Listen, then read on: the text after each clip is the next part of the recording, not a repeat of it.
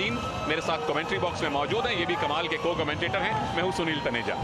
बहुत बहुत शुक्रिया। इतनी अच्छी बात कही कि अनिकेत पोटे के भी चेहरे पर मुस्कान आ गई है। बालों में बिजली कड़क रही थी। बात होने में भी बिजली जरूर कड़क रही है, लेकिन यहाँ पर आज क्या बिजली एक जार के अंदर ला सकते हैं? इस वक्त क्या विचार होंगे राजस्थान के? इस वक्त गुजरात जायंट्स अब अटैक करता हुआ, गुजरात जायंट्स ने टॉस जीता था, उन्होंने डिफेंस की चॉइस की थी और ये तो बिल्कुल एक नॉर्म बन चुका है। जो टीम टॉस जीतती है वो हमेशा डिफेंस करती है ताकि आपको आखिर में अटैक करने का मौका मिले, यानी आपको टारगेट पता हो। जैसे टेस्ट मैच में 4 इनिंग्स होती हैं, वैसे अल्टीमेट खो-खो में भी होती हैं। ये डिफेंडर सेल्फ आउट ही है संभवतः। Self out, 3 point. Self out यानी जो नीला मैदान है, नीला कोर्ट है, इससे बाहर अगर डिफेंडर चला जाए, इससे आपका संपर्क टूट जाए तो आप सेल्फ आउट हैं और विरोधी टीम को 3 पॉइंट मिलते हैं। ऋषिकेश मुरसावड़े जो कि वजीर थे, डिफेंडर हैं, आउट। जी हाँ, बात करते ही करते स्काई डाइव, 3 पॉइंट। निशाना चूकता नहीं है। स्काई डाइव्स के तहत मिल गए हैं 3 पॉइंट्स। दिलराज सिंह सेंगर यहाँ पर मौजूद है। 800 सेकंड मैच पर टिक चुके हैं। 8 ड्रीम रन बनाए हैं इन्होंने और स्क्रीन की दाएं और देखे तो यहाँ पर क्लॉक तो जारी ही है। ये दूसरा टर्न है और क्या आज एक और बार क्या 9वां ड्रीम रन बना सकते हैं आज दिलराज सिंह सेंगर? और इससे पहले जो आखिरी टच हुआ सुरेश सावंत कोफरदीन, वो किया था अनिकेत पोटे ने। अनिकेत पोटे के 50 अटैक पॉइंट भी पूरे हो गए क्योंकि वो 48 पर थे, तो 3 पॉइंट अनिकेत पोटे ने और कमा लिए। एक और माइलस्टोन हमें देखना है, वो है मजहर कलंदर का शतक। एक टच उनको चाहिए जो अगली टर्न में संभवतः उनको मिलेगा। सीटी बजते हुए, यानी कि फाउल हुआ है। यहाँ पर फाउल का सिस्टम ही यही है कि आपको फाउल के बाद वार्निंग मिलती है और उसके बाद आपको वापस सिटिंग एरिया में भेजा जाता है। लेकिन इस वक्त चेन खोज के साथ क्या चेन रिएक्शन होगा? जी नहीं, फिर एक बार अपना बचाव करते हुए अकेले यहाँ पर देखिए चेन डिफेंस के साथ दिलराज सिंह सेंगर यहाँ साबित करते अपने आप को। 7 सेकंड और है, लेकिन पैर फिसला और उसका फायदा उठाया अभी के अभी। दिलराज सिंह सेंगर बहुत ही हिम्मती खिलाड़ी हैं। कल भी बहुत ही शानदार खेले थे अटैक और डिफेंस में। पहला मैच आउट हो चुका है तकरीबन 2 मिनट में और मुझे लग रहा है कि हमारे सीईओ तेंजिंग नियोगी को केदार यादव यही कह रहे हैं कि भाऊ मुझे कब मौका मिलेगा खो-खो खेलने का। हाँ, सब लोग यही पूछ रहे हैं। देखिए, ये था एक सेल्फ आउट। जी हाँ, संतुलन खोया और फायदा उठाया उसका। सेल्फ आउट से मिले विरोधी टीम को 3 पॉइंट और उसके बाद ये अनिकेत पोटे ने जो स्काई डाइव किया, 3 पॉइंट मिले, उनके 50 अटैक पॉइंट पूरे हो गए और दिलराज सिंह सेंगर स्लिप हो गए। एक वजीर ने दूसरे वजीर को आउट किया बड़े सम्मानजनक तरीके से। जी हाँ, ये है हमारा दूसरा एक्टिव मैच। अभिजीत पाटिल, येल्ला सतीश और अक्षय गनपुड़े। अक्षय गनपुड़े पर नजर रखे तो बेहतर रहेगा क्योंकि 13 मिनट 58 सेकंड रहे हैं ये मैच पर। यही है जो आपको दिख रहा है आपके स्क्रीन के ऊपर। और जब पिछला मैच हुआ था 3 दिन पहले गुजरात जायंट्स का राजस्थान वॉरियर्स से, आखिरी टर्न में इन्होंने जो ड्रीम रन बनाया था, पहली बार टीम को पॉइंट दिलवाए थे। 2 पॉइंट की हार, एक सम्मानजनक हार दिलवाई थी अक्षय ने और वो मैच लगभग टाई पे ले आए थे। तो अक्षय गनपुले जाहिर तौर पे आज निशाना होना चाहिए गुजरात जायंट्स के अटैकर्स का इनके ऊपर। भूलेना भी टारगेट बनाया जा रहा है येल्ला सतीश को चेन डिफेंस के साथ।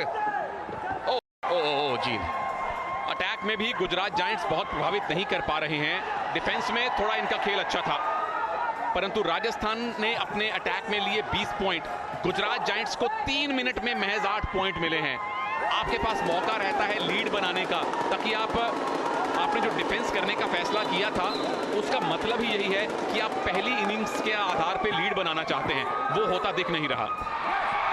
जी हाँ, टच के तहत 2 पॉइंट अभिजीत वसंत पाटिल हो गए बाहर और पी शिवा रेड्डी, पोथी रेड्डी शिवा रेड्डी ने कर दिया था उन्हें बाहर। बचे 2 डिफेंडर्स, देखिए किस तरह से किया बाहर। 17 का खतरा महसूस हो रहा था अभिजीत वसंत पाटिल को। ये स्मार्ट खो थी, एक पैर आगे किया उनके साथी ने, एक पैर पीछे रख के खो दिया। बिल्कुल वैसे ही अभी खो दी गई है। ये बड़ी स्मार्ट खो होती है, एक पैर आपका साथी के पीछे, दूसरा पैर आगे, ताकि डिफेंडर को पता ना चले कि खो देने वाले हैं या खुद ही आने वाले हैं। जी डॉक्टर साहब, इसे ही कहते हैं आप एक जजमेंट खो। जब आपको जजमेंट हो कि डिफेंडर कहां जा रहा है, देख किस तरह से अभी पोल का इस्तेमाल किया दिशा बदलने के लिए, लेकिन अभी अक्षय गनपुड़े को टारगेट बनाया जा रहा है। भूले ना कि अक्षय गनपुड़े भी है मैट पर इस वक्त। बिल्कुल, जजमेंट खो तक ठीक है, पर हम जजमेंटल नहीं होते कभी भी खिलाड़ियों के बारे में। बिल्कुल सही, लेकिन आज ही जजमेंट होना है कि क्या राजस्थान को हल्के में लेना एक बहुत बड़ी गलती है। मोमेंटम का इस्तेमाल करते हुए याद दिला दे, बैच टाइम तो जारी है, ड्रीम रन बन सकता है यहाँ पर। 2 डिफेंडर्स मैट पर, यल्ला सतीश, अक्षय गनपुड़े का पीछा करते हुए वजीर। एक टच तो हो गया, अभिनंदन पाटिल ने यल्ला सतीश को आउट किया, लेकिन आखिरी defender Akshay Ganpude dream run specialist हैं। ये पिछले मैच में भी ड्रीम रन लिया था, यहाँ भी ड्रीम रन ले लिया है। गुजरात जायंट्स के खिलाफ अक्षय गनपुड़े हमेशा कहर बरपाते हैं डिफेंस में। यह है सातवां ड्रीम रन अक्षय गनपुड़े के लिए, और पुल करते हुए अपनी ओर अनिकेत पोटे ने कर दिया है बाहर, और मिले 2 पॉइंट्स। जी हां, गुजरात जायंट्स को। लेकिन उसके बावजूद तारीफ करनी पड़ेगी राजस्थान वॉरियर्स के डिफेंडर्स की। फरदीन 2 बैच आउट हुए हैं और 5 मिनट के आसपास का टाइम, 4.25 मिनट ले लिए हैं 2 बैचेस ने, यानी कि गुजरात जायंट्स अटैक में जल्दी पॉइंट नहीं ले पा रहे हैं। ये था ड्रीम रन, 7वां dream run. Akshay Ganpude celebrate करते हुए यहाँ पर, उन्हें पता था कि उनके पैर कभी भी नहीं रुकते, और उसका पूरा फायदा उठाया। देखिए किस तरह से सफल हुए, सफलतापूर्वक चेन डिफेंस के साथ। क्या बात है। चेन डिफेंस, जब आप बैठे हुए अटैकर्स के बीच में से जिग-जैग होकर निकले, और वही किया अक्षय गनपुड़े ने। और सेलिब्रेट करना हमारे खो-खो के खिलाड़ियों को आता है, जब भी वो एक मील का पत्थर पार करते हैं। तो एक इनिंग्स हो चुकी है, इनफैक्ट होने वाली है, लेकिन नजर डाल लेते हैं बैच की परफॉर्मेंस पर। सबसे ज्यादा पीछा किसका हुआ? अक्षय गनपुड़े का, 1 मिनट 7 सेकंड तक। उसके बाद जेला सतीश 52 सेकंड तक इनका पीछा किया गया। 2-2 वजीर, और वजीर भी दोनों एक ही तरफ उनकी दिशा है। तो किस तरह से इसका फायदा उठाया जाएगा, वो देखना बहुत ज्यादा जरूरी। और वजीर वाहिद ऐसा खिलाड़ी है जो जब मर्जी अपनी डायरेक्शन बदल सकता है। दौड़ते हुए जब चाहे यू टर्न ले सकता है, जब उसे खो मिले, उसके कंधे बाएं जाएं तो भी वो दाईं तरफ जा सकता है। ये 2 फायदे हैं वजीर के होने के। बस एक नुकसान है कि सेंट्रल लेन को पार बिल्कुल भी नहीं कर सकते। फिलहाल यहाँ पर अब टारगेट बनाया जा रहा है, एक ही डिफेंडर को आइसोलेट करते हुए, लेकिन फायदा उठाते हुए अब पीछा हो चुका है। स्काई डाइव, जी हाँ, मुर्तजा अली हो चुके हैं डिलीट। नीलेश पाटिल ने उनको बाहर का रास्ता दिखाया। नजर डाल लेते हैं, यहां पोल का सहारा लेके घूमे, हवा में पूरा गोता लगाया। ये कम से कम 5 फीट ऊंचा गोता था नीलेश पाटिल का। डिफेंडर दाईं तरफ था, अपने बाजू एक्सटेंड किए। पावर प्ले का मतलब ये है कि सामने डिफेंडर्स का बैच बहुत ही मजबूत है, लेकिन आपके पास 2 वजीर हैं, तो अमूमन टीम्स टारगेट लेके आती हैं कि पावर प्ले में 2 मिनट के अंदर अंदर हमें तीनों शिकार करने हैं। जरूरी नहीं है कि अगर वजीर हो यहाँ पर तो डिसएडवांटेज हो सकता है। कप्तान पीछा करते हुए, रंजन शेट्टी, रिएक्शन तो हो ही रहा है जैसे जैसे एक्शन हो रहा है। 1 मिनट 20 सेकंड है पावर प्ले, तो देखने क्या मिल सकता है हमें। जी हाँ, भुवनेश्वर साहू हो चुके हैं बाहर। सुयश करगटे ने गेट लगा दिया उनके रास्ते पर। भरत कुमार आखिरी सक्रिय डिफेंडर हैं। यहाँ डायरेक्शन का फाउल इसलिए नहीं दिया गया क्योंकि उनका हाथ दाईं तरफ आया था, बॉडी नहीं आई थी। बॉडी पे ये रूल लागू होता है, हाथ पे नहीं होता। हाथ अगर आप लहरा के दूसरी दिशा में टच कर दें तो वो मान्य होता है। तीसरा भी शिकार, तो 2 मिनट के अंदर अंदर पावर प्ले में गुजरात जायंट्स ने राजस्थान वॉरियर्स का बैच साफ कर दिया। तो एक मिनी कमबैक गुजरात जायंट्स का है अटैक में, और गो बैक होना पड़ेगा। भरत कुमार प्रधान काफी थक चुके हैं, जर्सी नंबर 9। क्या बेहतरीन डिफेंस, अटैक, सब कुछ बेहतरीन है गुजरात की तरफ से। इस बैच का भी सफाया हो चुका है। 25 सेकंड बचे हैं क्लॉक पर। क्या फायदा उठाया? अभिनंदन, डाई मिल रही है तुझे।